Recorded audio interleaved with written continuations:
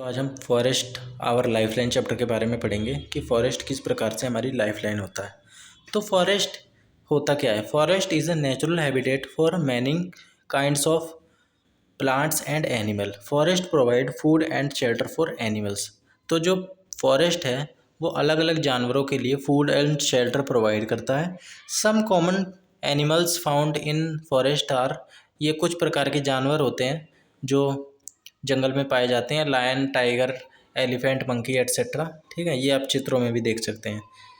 तो इसके बाद कुछ मुख्य प्रकार के पेड़ जो जंगल में पाए जाते हैं वो होते हैं बैम्बो, टीक, फिग, साल, शीशम, सीमल, नीम, पलाश और अन्य। यहाँ पे आप चित्रों के माध्यम से भी देख सकते हैं। ये कुछ मुख्य तरह के पेड़ हैं जो जंगल में पाए जा सकते हैं। अब कंपोनेंट ऑफ फॉरेस्ट क्या क्या होते हैं, यानी फॉरेस्ट में क्या क्या चीज़ें पाई जाती हैं। तो फॉरेस्ट में दो तरह की चीज़ें पाई जाती हैं। एक तो लिविंग, यानी कि जिनमें जान हो, जो सांस ले सकती हों, और दूसरा नॉन लिविंग, जिसमें जान ना हो, जो सांस ना ले सकती हो, मूवमेंट ना कर सकती हो। ठीक है, अब लिविंग में क्या आ जाएगा? लिविंग में जैसे प्लांट्स, एनिमल, डिकम्पोजर्स। ठीक है, और नॉन लिविंग में सॉइल, वाटर, एयर, ये सारी चीज़ें नॉन लिविंग है क्योंकि ये इनमें जान नहीं होती है। अब प्लांट्स के बारे में जानते हैं। A forest has many green plants. The green plants produce food by photosynthesis are called producers.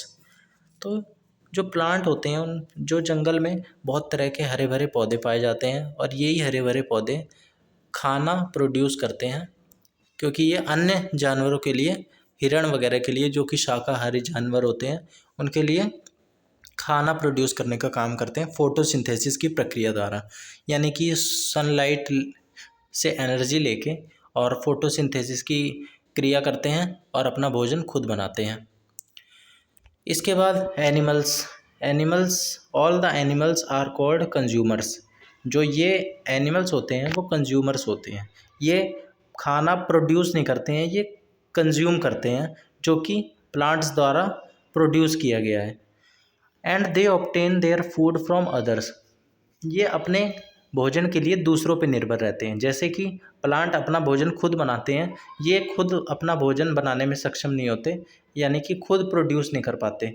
ये दूसरी चीज़ों को, एक्सटर्नल चीज़ों को खा के अपना पेट भरते हैं। They depend on plants for food. ये खाने के लिए प्लांट्स पे निर्भर होते हैं। ठीक है, डीकम्पोजर्स क्या होते हैं? The living organism such as bacteria and fungi which live and feed on dead animals.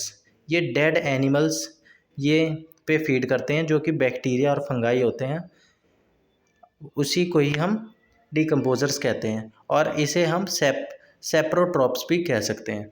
अब स्कैवेंजर्स क्या होते हैं? स्कैवेंजर्स जैसे कि चील, बाज, गिद्ध, ये सारे जो होते हैं ये मरे हुए जानवरों को खाते हैं, उसको हम स्कैवेंजर्स कहते हैं। अब फॉरेस्ट का इकोसिस्टम क्या होता है, अब हम ये जानते हैं। An ecosystem is a self sufficient unit of living things and non living thing environment needing only the input of sunlight energy for its functioning. तो जो इकोसिस्टम होता है वो खुद सफिशिएंट होता है लिविंग थिंग के लिए और नॉन लिविंग थिंग के लिए। एनवायरनमेंट प्रोवाइड करता है ये सिर्फ सनलाइट की के माध्यम से अपनी फंक्शनिंग के लिए। यानी कि लिविंग थिंग और नॉन लिविंग थिंग इनमें होती है और इसको फंक्शनिंग के लिए, यानी कि इसको चलाने के लिए सनलाइट की आवश्यकता होती है। The forest is an ecosystem consisting of plants, animals, decomposer and non living things. तो फॉरेस्ट के इकोसिस्टम में क्या क्या रहता है? प्लांट्स, एनिमल्स, डिकम्पोजर और non living things. There is an interaction between living and non living thing. जो living thing होती हैं और नॉन लिविंग थिंग होती हैं वो आपस में एक दूसरे पे निर्भर होती हैं और अंतः क्रिया करती हैं।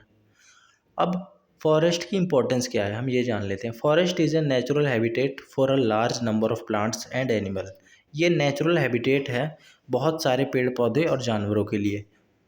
फॉरेस्ट ही हमें ऑक्सीजन और कार्बन डाइऑक्साइड का बैलेंस बनाने में मदद करता है एटमॉस्फेयर में। एटमॉस्फेयर में जो होती है ऑक्सीजन और कार्बन डाइऑक्साइड का एक बैलेंस होना चाहिए, तभी जीवन संभव हो पाता है। तो उसके लिए भी मदद करती है। Forest help in bringing good rainfall, ये अच्छी बारिश के लिए भी बहुत योगदान देता है जंगल। Forest help to protect soil from erosion, यानी ये मृदा अपरदन यानी कि जो मिट्टी बह जाती है उसको रोकने का भी काम करता है, क्योंकि जो जंगल में पेड़ होते हैं उसकी जो जड़ें होती हैं वो मिट्टी को बांध के रखती हैं, इसलिए मिट्टी जल्दी से छूटती नहीं है। Forest absorb rain water and help to maintain water table, तो जो ग्राउंड वाटर का लेवल होता है उसको वो मेंटेन करने का काम करता है जंगल, क्योंकि वो जो पानी बारिश का होता है वो उसको एब्जॉर्ब कर लेती है उसकी मिट्टी। उस पर कोई कंक्रीट वगैरह तो होता नहीं है जैसे कि रूरल एरियाज़ में होता है, अर्बन एरियाज़ में होता है, सॉरी। तो इसके बाद we get medicinal plants, timber and many others useful product from forest.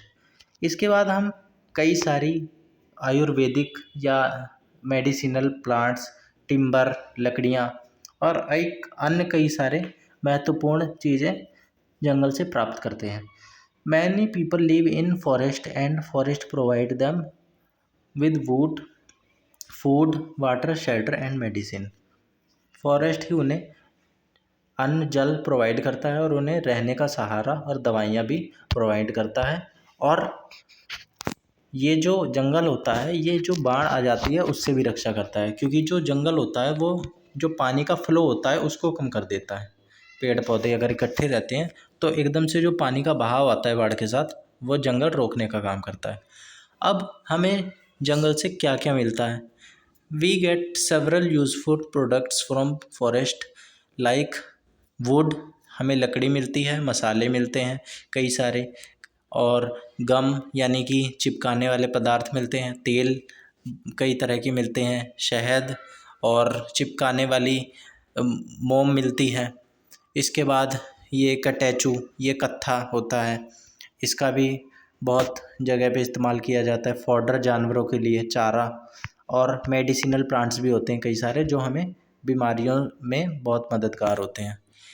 अब balance of oxygen and carbon dioxide in atmosphere, तो कैसे बैलेंस मेंटेन करने का काम करता है जंगल?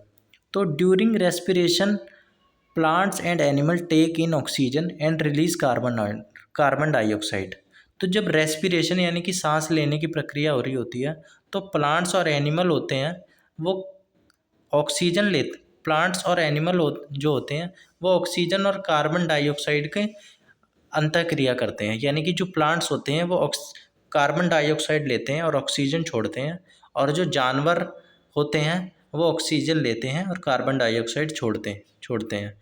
तो जो इससे आपस में दोनों की आवश्यकता पूरी हो जाती है। तो जो पेड़ों को चाहिए यानी कि कार्बन डाइऑक्साइड वो उन्हें हमसे मिल जाती है, यानी कि इंसानों या जानवरों से मिल जाती है, और जो हमें चाहिए ऑक्सीजन वो हमें पेड़ पौधों से मिल जाती है। During photosynthesis plants take in carbon dioxide and release oxygen. तो जब पेड़ पौधे अपने भोजन बनाने का कार्य कर रहे होते हैं फोटोसिंथेसिस की प्रक्रिया द्वारा, तो वो कार्बन डाइऑक्साइड लेते हैं और ऑक्सीजन देते हैं वातावरण में।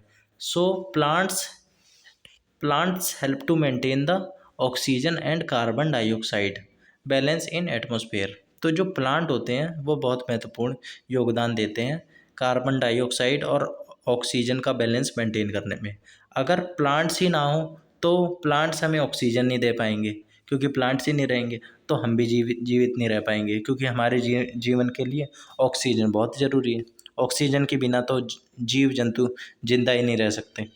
This is why forest are called green lungs, क्योंकि लंग्स जो होते हैं हमें सांस लेने के काम आते हैं, और जो पेड़ पौधे होते हैं वो हरे होते हैं, इसलिए इन्हें कभी कभार ग्रीन लंग्स कह दिया जाता है जंगलों को। तो ये आप जो कार्बन डाइऑक्साइड और ऑक्सीजन की जो अंतःक्रिया है जहाँ प्लांट में और एनिमल में, वो देख सकते हैं कि जो प्लांट है वो ऑक्सीजन छोड़ रहे हैं और एनिमल उसको ले रहे हैं, और एनिमल कार्बन डाइऑक्साइड छोड़ रहे हैं और प्लांट उसको ले रहे हैं, और यही साइकिल बार बार चल रही है। इसके बाद हम जानते हैं why are forest trees being cut down increasingly. तो जो पेड़ पौधे हैं वो आजकल के टाइम पे इतने क्यों मात्रा में कट रहे हैं, ये आपने सुनी ही होगी बात की जो जंगल हैं वो बहुत तेज़ी से कटते जा रहे हैं, जंगल कम होते जा रहे हैं और इसकी जगह पे हम अपने स्वार्थ के लिए अपनी आवश्यकताओं की अंत एकदम अंतहीन आवश्यकताओं की पूर्ति के लिए जंगलों को काटे जा रहे हैं बिना भविष्य की दुष्प्रभावों को देखें। तो क्यों है ऐसा? तो the large scale cutting down of forest trees is called deforestation. तो जो लार्ज स्केल पे जंगलों में से पेड़ों को काटने का जो काम होता है उसे डिफॉरेस्टेशन कहते हैं, क्योंकि उसमें फॉरेस्ट कम हो रहे हैं तो डिफॉरेस्टेशन हो रहा है। अगर हम जंगलों को बढ़ाते हैं तो उसे हम फॉरेस्टेशन बोलते हैं।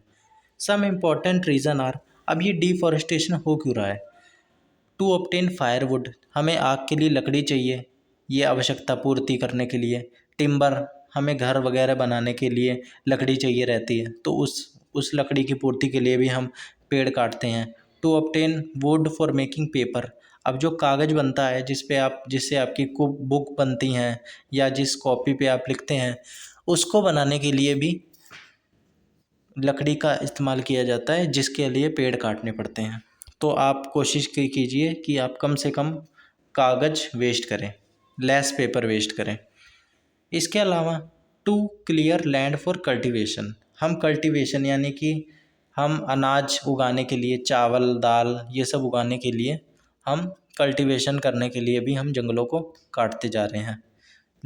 लेकिन वो भी हमारे लिए ज़रूरी है, लेकिन जैसे जैसे इंसान की आबादी बढ़ रही है तो फिर हमें कल्टीवेशन के लिए ज़मीन की भी आवश्यकता है।